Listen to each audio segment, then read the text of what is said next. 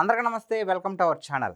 Present మనతో పాటు గెస్ట్‌గా ఉన్నారు పొలిటికల్ అనలిస్ట్ షణ్ముఖ్ గారు. సార్ నమస్తే అండి. నమస్కారం అండి. సార్ మొన్నటి వరకు కూడా జగన్మోహన్ రెడ్డి గారు అసల కోర్టుకు వెళ్తారా వెళ్ళరా? కోర్టుకు వెళ్తారా లేదంటే చిన్న సందేహం. కాకపోతే మొత్తానికైనా కోర్టుకు వెళ్లారు, హాజరయ్యారు. అలాగే మరి ఓడిపోయిన తర్వాత నుంచి కూడా జగన్మోహన్ రెడ్డి గారు అసెంబ్లీకి వెళ్ళడానికి సరిగ్గా ఇష్టపడట్లేదు. ఎందుకు అంటే నాకు ప్రతిపక్ష హోదా కావాల్సిందే అని చెప్పేసి ఏదో చిన్నపిల్లలు చాక్లెట్ ఇస్తానని స్కూల్‌కి వెళ్తున్నట్లు ఆ విధంగా మారం చేస్తున్నారు. మరి ఇప్పుడు కూడా మనం అనుకుంటున్నాం కదా! జగన్మోహన్ రెడ్డి గారు మరి అసెంబ్లీకి వెళ్తారా వెళ్ళరా అనేది. ఆయన ఇప్పుడు వెళ్తారా వెళ్ళరంటారా? అంటే ఎందుకు అడుగుతున్నానంటే ఇప్పుడు 10 మంది ఎమ్మెల్యేలు గెలిచింది జగన్మోహన్ రెడ్డి గారు కాకుండా 10 మంది ఎమ్మెల్యేలు గెలిచింది కొత్త వాళ్ళు. సో, ఆ 10 మంది తమ సత్తా చాటుకుందాము అసెంబ్లీలో. సో, నా పనితీరు ఎలా ఉంటుందని అనుకుంటారు. కాకపోతే జగన్మోహన్ రెడ్డి గారే వెళ్ళట్లేదు. సో, వాళ్ళని కూడా వెళ్ళొద్దని చెప్పారు కాబట్టి వె వాళ్ళు ఎక్కడన్నా జంప్ చేస్తారేమో అని ఒక వార్త ఆల్రెడీ చక్కర్లు కొడుతుంది. సో, ఉన్న వాళ్ళని ఎందుకు పోగొట్టుకోవడం అని చెప్పేసి మరి జగన్మోహన్ రెడ్డి గారు అసెంబ్లీకి వెళ్తారా? వెళ్ళరా? మొన్నటిదాకా జగన్మోహన్ రెడ్డి గారు కోర్టుకు వస్తారా రారా అంటే ప్రజలందరూ రారని చెప్పేసి బిలీవ్ చేశారు. ఎందుకంటే ఈ దేశంలో ఒక రాజకీయ నాయకుడు వ్యవస్థలను మేనేజ్ చేస్తున్నారు అని గతంలో జగన్మోహన్ రెడ్డి గారు ప్రతిసారి ఒకరిపైన ఆరోపణ చేసేవాళ్ళు. ఎవరంటే చంద్రబాబు నాయుడు గారి పేరు చెప్పేవాళ్ళు. అసలు 12 సంవత్సరాలు పైబడి నుంచి బెయిల్ మీద ఉన్నటువంటి వ్యక్తి వ్యవస్థలను మేనేజ్ చేస్తున్నట్ట. తన మీద ఉన్నటువంటి కేసులను ఆధారాలు లేక కొట్టేసేటువంటి పరిస్థితి ఉన్నటువంటి చంద్రబాబు నాయుడు గారు వ్యవస్థలను మేనేజ్ చేస్తున్నాడు. ఈరోజు జగన్మోహన్ రెడ్డి గారి పైన ఉన్నటువంటి కేసులు 11 సిబిఐ కేసులు, ఈడీ కేసులు. ఇది అంతా 2004-9 మధ్య కాలంలో వచ్చినటువంటి కేసులే, పడినటువంటి కేసులే. మరి 2019-24 ఇంకా మొదలు కాలేదు. అంటే ఈరోజు దేశంలో ఏ రాజకీయ నాయకుడైనా, ఈరోజు విజయమాల్య కూడా దేశం విడిచిపెట్టిపోవాల్సినటువంటి పరిస్థితి. మెహుల్ చోక్సీ, నీరవ్ మోడీ, ఒక గుజరాత్ రాష్ట్రానికి సంబంధించినటువంటి 10 మందికి పై పారిశ్రామికవేత్తలు పరారైనటువంటి పరిస్థితి. కానీ ఈ దేశంలో ఒకే ఒక్క రాజకీయ నాయకుడు దేశ న్యాయ వ్యవస్థకే సవాల్ విసురుతూ, అటు రాష్ట్రానికి కేంద్రానికి సవాల్ విసురుతూ వ్యవస్థలను ఎలా మేనేజ్ చేయగలుగుతాము, నన్ను చూసి నేర్చుకోండి అని చెప్పేసి పారిపోయినటువంటి వాళ్ళకు కూడా ఒక ఆదర్శప్రాయుడుగా, ఒక మార్గ నిర్దేశనంగా నిలిచినటువంటి వ్యక్తి జగన్మోహన్ రెడ్డి గారు అని చెప్పేసి మనం ఘనంగా చెప్పుకోవచ్చు.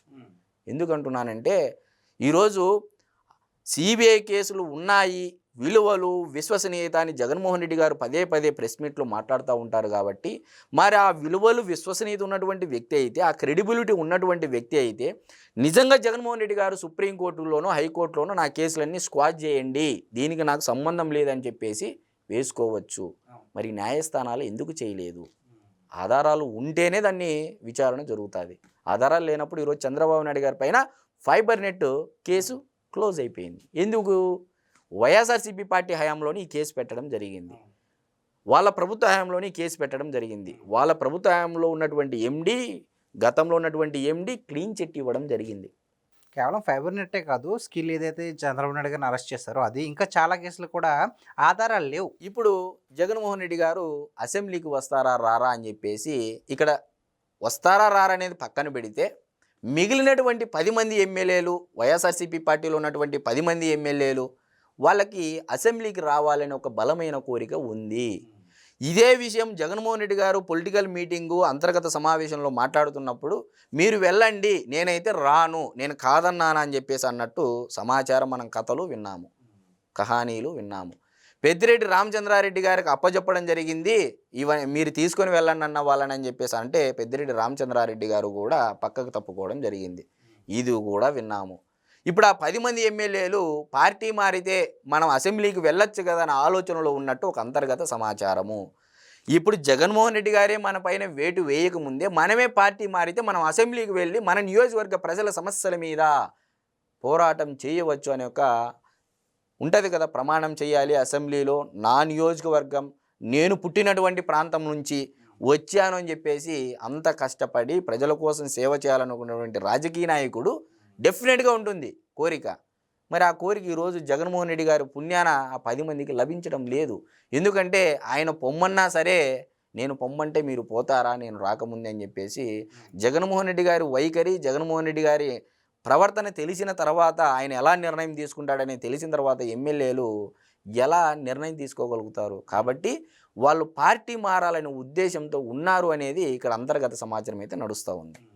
సో, అంటే ఇప్పుడు ఎమ్మెల్యేల విషయం పక్కన పెడితే 2024 ఎన్నికలకు ముందు కొంతమంది ఎమ్మెల్సీలు నైట్కి నైట్ మార్చేశారు వైసీపీ వాళ్ళు. ఎందుకంటే మారబోతున్నారు అని సమాచారం వచ్చింది. వాళ్ళు మనస్ఫూర్తిగా ఒప్పుకోలేదు. అయితే ఇప్పుడు మమ్మల్ని వదిలేయండి మొర్రో అని చెప్పేసి కొంతమంది రాజీనామా చేసేశారు. అయినా సరే ఆ రాజీనామాను వైసీపీ అయినటువంటి చైర్మన్ అయితే ఆమోదించట్లేదు. ఎందుకంటారు? అక్కడే ఉంది దాని యొక్క అంతర్యామి, ఆడే ఉంది. మీరు అడిగినటువంటి ప్రశ్నలోనే సమాధానం కూడా అక్కడే ఉంది. ప్రజలకి అందరికీ తెలుసు, జగన్మోహన్ రెడ్డి గారు మొండివాడు. ఆయన పట్టినటువంటి కుందేలుకు మూడే కాళ్ళు అనేటువంటి భావన, ఆ భావంతో ఉండేటువంటి వ్యక్తి. నేను ఒక పార్టీకి అధినేత, నేను తీసుకున్నటువంటి నిర్ణయమే ఫైనల్, నేను ఎవరు చెప్పినా వినేటువంటి పరిస్థితులు ఉండరు అని చెప్పేసి ఇది నేను చెప్పేటువంటి మాటలు కాదు, ఆ పార్టీకి సంబంధించినటువంటి వాళ్ళే అనడం జరిగింది. ఒకానొక సమయంలో ఒక ఇంటర్వ్యూలో పేర్ని నాని గారే మాట్లాడితే ఏమన్నారు అంటే, జగన్మోహన్ రెడ్డి గారు పొలిటికల్ అంతర్గత సమావేశంలో ఆయన స్పీచ్లు ఇస్తూ ఉంటే ఎప్పుడు వదులుతారా బాబు మమ్మల్ని అని చెప్పేసి నేనే అనుకునేవాడిని. నా వల్ల కాదు ఈ మీటింగులు, ఈయన చెప్పేటువంటి మాట వినడం అని చెప్పేసి ఆయన ఒక ఇంటర్వ్యూలో చెప్పడం జరిగింది. అంటే దీన్ని బట్టి అర్థం చేసుకోండి, ఒక సమావేశంలోనే ఆయన చెప్పేటువంటి మాటలు వీళ్ళకు వల్ల కాలేదు అంటే జగన్మోహన్ రెడ్డి గారి వైఖరి ఏ స్థాయిలో ఉంటుంది అనేది అర్థం చేసుకోండి. అంటే నేను పట్టిన కుందేలకు మూడే కాళ్ళు అనేటువంటి తత్వము, ఆ భావన జగన్మోహన్ రెడ్డి గారిలో ఉంది.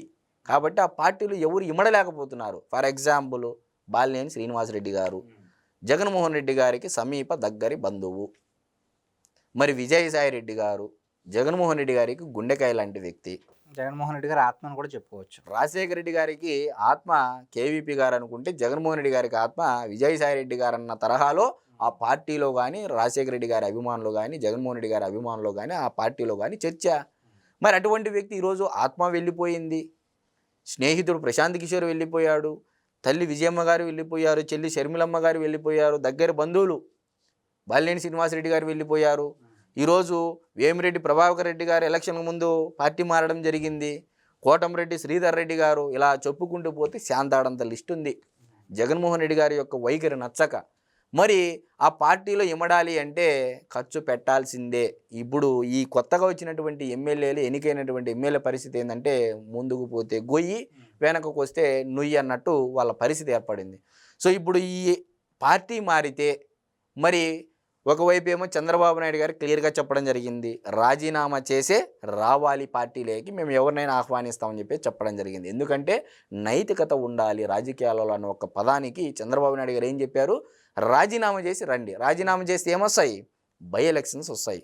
మరి బై ఎలక్షన్ వస్తే ఖచ్చితంగా రేపు రాబోయే సంవత్సరంలో 2 లేదా 3 స్థానాలకు ఉప ఎన్నికలు అయితే రావచ్చు. ఎందుకంటే ఈరోజు జగన్మోహన్ రెడ్డి గారు కూటమి ప్రభుత్వం పరిపాలన బాగాలేదు, విపరీతమైనటువంటి వ్యతిరేకత ఉంది ప్రభుత్వం పైన, యాంటీ ఇన్కంబెన్సీ ఉంది అని దాన్ని నమ్ముకున్నటువంటి జగన్మోహన్ రెడ్డి గారికి కూడా దీన్ని, ఈ బై ఎలక్షన్స్ని ఎన్నికల రెఫరెండంగా తీసుకుంటే కూటమి ప్రభుత్వం ఖచ్చితంగా ఆ క్యాండిడేట్ల ప్లేస్లో, అంటే వాళ్ళ తరపున వీళ్ళ తరపున పోటీ పెడితే అప్పుడు నైతికత ఉంటుంది కదా అసెంబ్లీకి వచ్చినటువంటి వాళ్ళకు కూడా అని చెప్పేసి ఆలోచనలో ఉన్నట్టు సమాచారం. కాబట్టి 2026 సంవత్సరంలో ఒకవేళ ఖచ్చితంగా వీళ్ళు పార్టీ మారితే ఉప ఎన్నికలు రావచ్చు అనేది అయితే మనం ఖచ్చితంగా చెప్పచ్చు. Thank you sir.